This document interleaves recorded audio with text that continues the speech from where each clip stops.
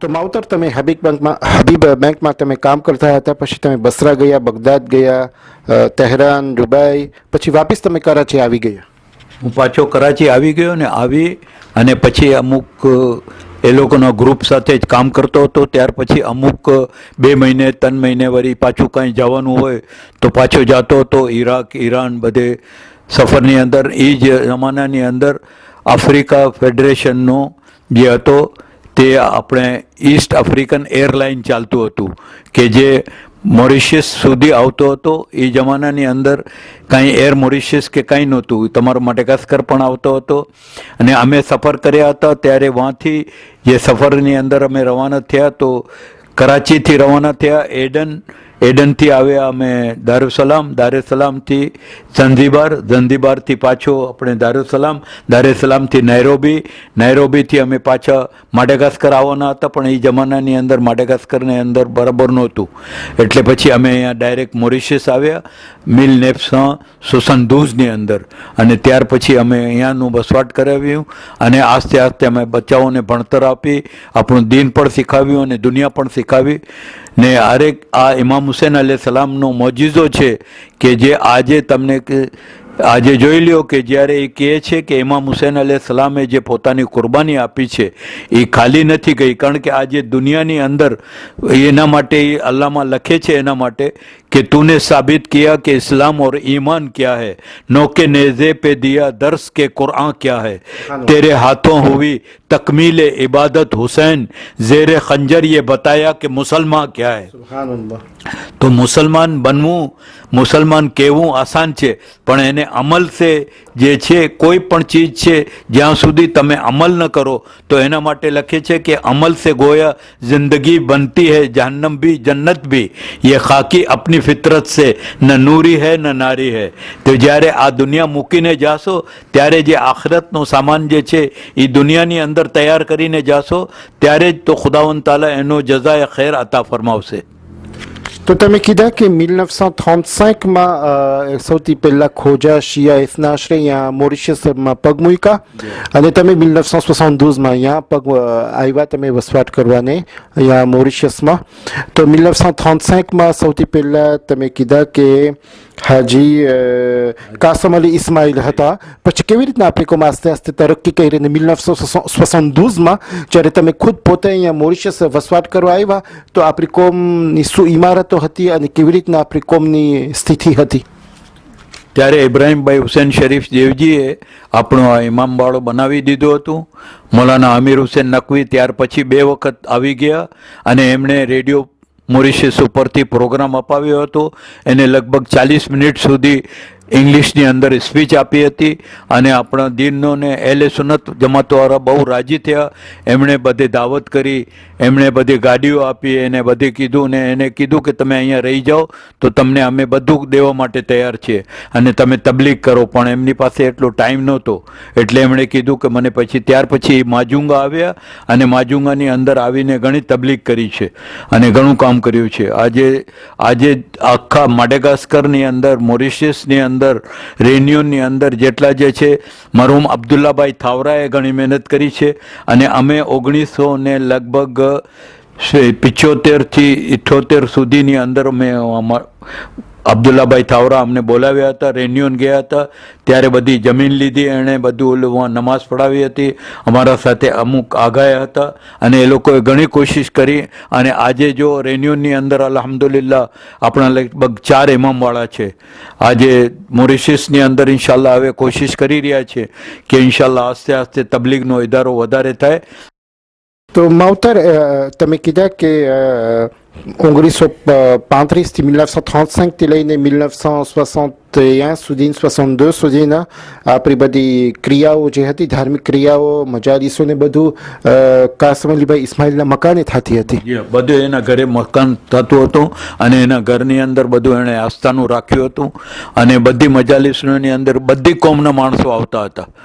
આજે અલ્હમ્દુલિલ્લાહ આજે પણ જો ઘણા આશુરાના ટાઈમ ઉપર બહારના મિનિસ્ટરો પણ ઘણા વખત આવી જાય છે અને અહીંયા ઇન્ડિયાના પાકિસ્તાનના અમુક નેવી આવે છે, ઓલી આવે છે ને જે મોહરમનો ટાઈમ હોય છે તો બધા જુલુસમાં સામેલ થાય છે, બધા જુલુસની અંદર આવે છે, ત્યાર પછી ન્યાસ તકસીમ થાય છે અને બધાને દૂધ, કોલ્ડ ડ્રિંક, ઠંડીનો ટાઈમ હોય તો દૂધ, જાફરાનવાળું દૂધ બધાને પીવરાવે, બધે ગાતો આપે, બધી જાતનો એ લોકોને સગવડ કરી આપે અને અમુક મુસાફરો દૂરથી આવે તો એ લોકોને મુસાફરખાનામાં મફત રહેવાનું આપે. સવારના પછી એ લોકો બધે પોતપોતાના કામ ઉપર ચાલ્યા જાય. તો 1961માં ઇબ્રાહીમભાઈ શરીફ દેવજી મરહુમ અહીંયા આવ્યા મોરિશિયસ અને તેઓ જમીનને ખરીદેલ અને એ જમીન ઉપર પછી આપણી ઇમારતોને ઊભી કરવામાં આવેલ અને એના સાથે સૈયદ અમીર હુસેન નકવી આવેલ હતા.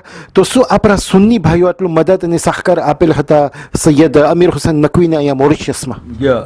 ઘણું એ લોકોએ કર્યું. એ લોકોએ બધે રેડિયો ઉપરથી પ્રોગ્રામ આપ્યા, રેડિયો ઉપરથી એ લોકોને બધું પ્રચાર કરવાનો, કારણ કે એ જમાનાની અંદર ટેલિવિઝન એટલું ચાલુ નહોતું થયું. પછી આસ્તે આસ્તે જ્યારે ટેલિવિઝન આવ્યો ત્યાર પછી એ આવ્યા હતા, મારા ખ્યાલથી 1985 પછી અમુક આવ્યા હતા. ત્યાર પછી એ લોકો અમુક એને કાંઈ 15 મિનિટનો પ્રોગ્રામ ટેલિવિઝન ઉપર પણ આપ્યું હતું.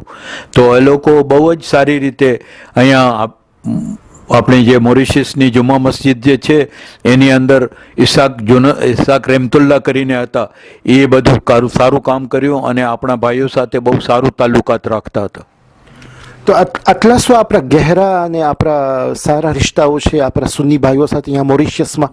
બહુ સારી રીતે છે અને એ લોકો બધું મોહરમનું પ્રોગ્રામ ને આજે પણ આજે ચાંદનું બધું ઓલે જાય છે. જ્યારે જો પરમ દિવસે અહીંયા ઇમામે મોહમ્મદ બાકર અલૈહિ સલામની વિલાદતની મજાલિસ હતી, આપણે ત્યાં મહેફિલ રાખવામાં આવી હતી. તો એમણે બાકાયદા ફોન કરીને કીધું, તો એણે કીધું કે આજે ચાંદ નથી થયો, ચાંદનો આજે એક દિવસ છે. તો આજે માહે રજબની બીજી તારીખ છે અને આજે એનો ખાસ પ્રોગ્રામ છે ને આવતીકાલે ત્રીજી જે માહે રજબની પ્રોગ્રામ છે એમાં ઇમામે અલી નકી અલૈહિ સલામની શહાદત રાખવામાં આવી છે. અરે તમે કહો છો કે આ જુમા મસ્જિદ એટલે આપણા સુન્ની ભાઈઓની જુમા મસ્જિદના, તો આ લોકો જ્યારે બયાન કરે કે ચાંદ નજરમાં આવ્યું છે કે નથી આવ્યું તો આપણે આ લોકો ઉપર ભરોસો કરી શકીએ? હા, આપણે કારણ કે એ લોકો પાસે ચાંદ કમિટી છે અને એ ચાંદ જોવા માટે જાય છે અને બધે આપણને જાણકાર આપે છે અને બાકાયદા ફોન કરીને એ લોકો બધું બતાડે છે.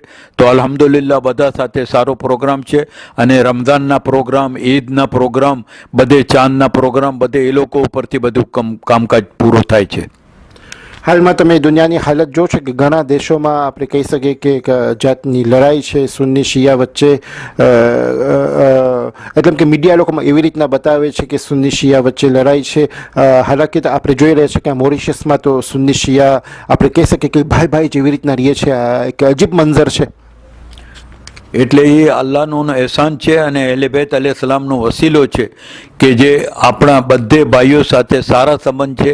અહીંયા સુધી કે બીજી કોમના જે છે, અમુક ક્રિશ્ચન છે, હિન્દુ છે, એ લોકો એ બધી સપોર્ટ કરે છે, બધે આવે છે, એ લોકોને બધે જાતનું પ્રોગ્રામ આપે છે અને એની અંદરથી એ લોકો બધે એકબીજાને મળી જુલીને કામ કરે છે. તો માવતર તબલીગ વિભાગમાં શું આપણે કાંઈ પગલાઓ લીધા છે કે આ ખુદાના દીનનું પેગામ સંદેશો શું આપણે અહીંયાની જે લોકલ પોપ્યુલેશન છે, સ્થાનિક વસ્તી, એ લોકો તરફ શું આપણે દીને હકનું પ્રચાર કરેલ છે? અહીંયા એકચ્યુઅલી જે છે આપણે ઇમામ બારગાહની અંદર જેટલા આવતા હતા એની અંદર બધે મોહરમના પ્રોગ્રામમાં પણ આવતા હતા અને એ લોકોને સારી રીતે સપોર્ટ મળતું હતું. પણ પછી ત્યાર પછી કન્ટિન્યુ નહોતો, કોઈ એવો ઇદારો નહોતો કે જે એને આગળ વધાવી શકે.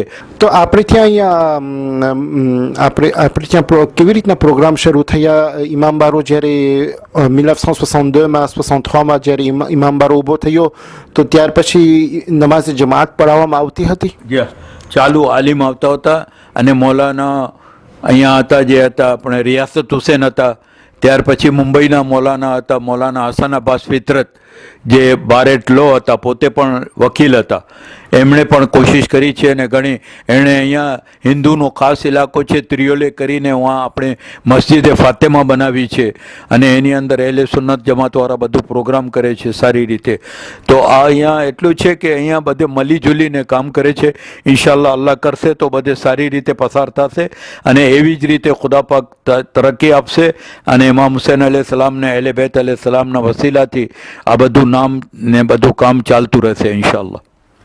એટલે તમે કહો છો કે 1962-63માં જ્યારે ઇમામ બારો ઊભો થયો ત્યારથી નમાઝ જમાત કાયમ થાય છે અને નમાઝે જુમાઈ પણ કાયમ થાય છે. નમાઝે જુમ્મા, નમાઝે ઈદેન, બધી જાતના રમઝાનની ઇબાદતો, જમાત નમાઝ બરોબર 5 ટાઈમની જમાત નમાઝ થાય છે બધું સારી રીતે. એટલે તમે કહો છો કે ત્યારથી રેઝિડન્ટ આલિમ તમને નસીબ થયા છે. કારણ કે બધે આલિમો આવતા હતા, ઈરાનથી આવતા હતા, ઇન્ડિયાથી આવતા હતા અને બધી જાતની સગવડો કરી આપતા હતા અને કોઈ 2 વર્ષ રહેતા હતા, કોઈ 1.5 વર્ષ રહેતા હતા, કોઈ 12 મહિના રહેતા હતા, કોઈ મૌલાના મુનવ્વર રઝા 27 મહિના રહ્યા હતા, મિલનેફસા કાતથી લઈને મિલનેફસા 6 સુધી અને બધું કામ કરાવતા હતા અને બધે સારી રીતે ભરાવતા હતા. અને આપણે શું કે મોહરમમાં નિયાઝ હોય, માય રમઝાનમાં ઇફતાર હોય, બધે પ્રોગ્રામો હોય, બધું પ્રોગ્રામ થાય છે, નિયાઝ થાય છે. મોહરમના અંદર 7 તારીખથી નિયાઝ થતું હતું કારણ કે પછી અને જુલુસ આશુરાના દિવસે આશુરાની રાતના નિયાઝ નહોતું થતું કારણ કે જુલુસ નીકળવાનું હોય તો ખાલી ફાતિહો જ આપતા હતા. તો એની અંદર બધે શરબત હોય, દૂધ હોય, ચાય હોય, ગાતો હોય, બધી જાતનું આપણે દઈએ અને એ લોકોને આસ્તે આસ્તે બધી જાતનું ઓલો કરે. એની અંદર તો બધે આખો પોર્ટલિસ્ટની અંદર તમે જો આ પ્લેન વેર છે બધે મુસલમાનો આવતા હોય અને ઊભા રહીને બધે સાંભળતા હોય. અલ્હમ્દુલિલ્લાહ, અલ્લાહનો એટલો મોટો એહસાન છે. જી, એટલે આપણે કહી શકીએ કે આ જે 1963માં જે ઇમામ બારો ઊભો થયો કે મસ્જિદ ઊભી થઈ? ઇમામ બારગાહ બન્યો. ઇમામ બારગાહ પછી મસ્જિદ હમણાં મિલ નેફસા કાતોસની અંદર મસ્જિદ બની છે. મસ્જિદને ઓલો 2014માં તો એણે બધું હવે મસ્જિદ છે અને મસ્જિદને ઇમામ બારગાહ બને કારણ કે ઉપરમાં બૈરાઓનો જે છે એ ઇમામ બારગાહ છે, નીચેનો જે હિસ્સા છે એ મસ્જિદનો હિસાબ છે. તો અલ્હમ્દુલિલ્લાહ બધે સારી રીતે થાય છે અને એની અંદર એતેકાફના પણ 3 દિવસના પ્રોગ્રામ થાય છે રમઝાનની અંદર.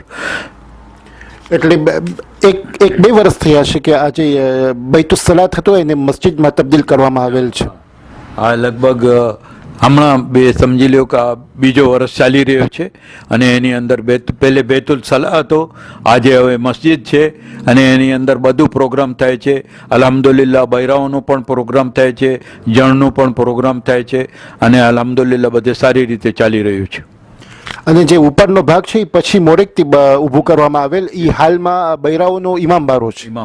ઉપરનો ભાગ જે છે એ પછી મરહુમ રઝા હુસૈન કાસમ અલી ઇસ્માઇલ એમણે પોતાના બાપ કાસમ અલી ઇસ્માઇલની રૂહના સવાબ માટે ઉપરનો ઇમામ બારગાહ બનાવી અને બૈરાઓ માટે ખાસ એણે ઇમામ બારગાહ બનાવી અને બધું સારી રીતે ઓલું કોશિશ કરી અને ડેવલપે કર્યું છે.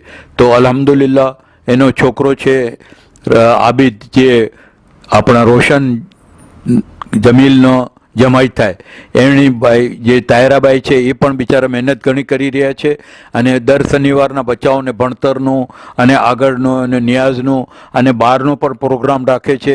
યતીમખાનામાં પણ જાય છે, હોસ્પિટલોમાં જાય છે બધાને જોવા માટે અને અમુક એ લોકોને ભેટો પણ આપી આવે છે તાકે એ લોકોને તબલીગનો પણ ઇદારો પૂરો થાય અને બધાને જાણ થાય કે આ જે ઇદારો છે બધા સાથે સારું પ્રોગ્રામ રાખે છે.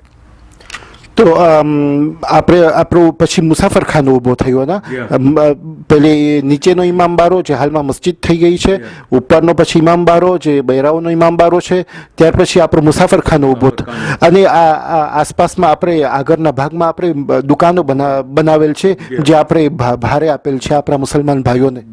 એમાં અમુક મુસલમાન ભાઈઓ છે, એના આપણા ભાઈઓ પણ શિયા પણ છે, ખોજા પણ છે. એના અંદરથી નીચે આપણે હુસૈની સિનેક પણ ચાલે છે જે ભાઈ સજ્જાદ ચલાવે છે અને એ બધું કામકાજ કરાવે છે. અને પાછળમાં પછી હમણાં માડેગાસ્કરની અંદર ભાઈ મોલુ ફેમિલી તરફથી પણ સપોર્ટ મળ્યું અને એમણે બધા મુસાફરખાનું ને બધું બનાવ્યું છે. એની અંદર આપણા માડાગાસ્કરના છોકરા અને છોકરીઓ ભણતા હતા, એ લોકો રહે છે, અને હજી પણ છોકરા ભણે છે. લગભગ 5-6 છોકરા હજી છે.